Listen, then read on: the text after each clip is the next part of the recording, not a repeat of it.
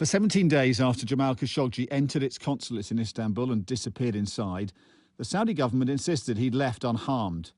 But Turkish intelligence had recorded every step of the journalist's abduction, torture and murder inside the building, and every movement of the Saudi hit team to and from the country. They'd come and left on Saudi government planes and were identified as Saudi government agents. The Saudi story unravelled quickly. Today's news is the country's latest attempt out of several to explain what happened, blaming a number of unnamed individuals who've now been sentenced to death.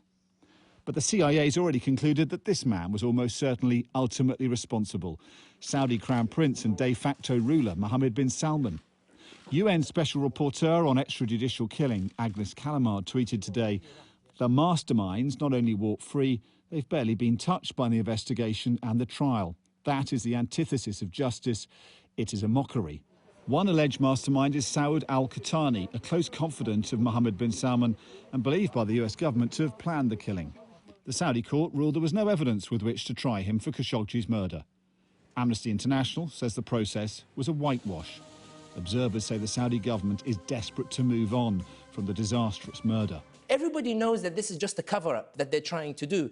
So the reason is that Mohammed bin Salman knows that to this day that he has been unable to convince people in order to buy into his vision. He's worried that his position now is starting to become increasingly untenable. This week, before today's news, one Saudi royal and veteran diplomat admitted to me in London that the Khashoggi murder has done lasting damage to his kingdom. I personally worked with Jamal Khashoggi. When I was ambassador here, he was my press spokesman.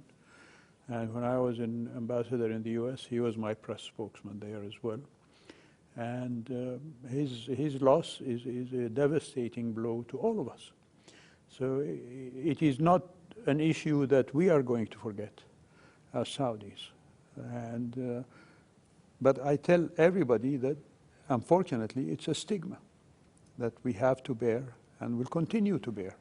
Saudi Arabia's young prince may have hoped releasing the news on a week when Western governments and many observers are on holiday would draw a line under this affair with a minimum of scrutiny.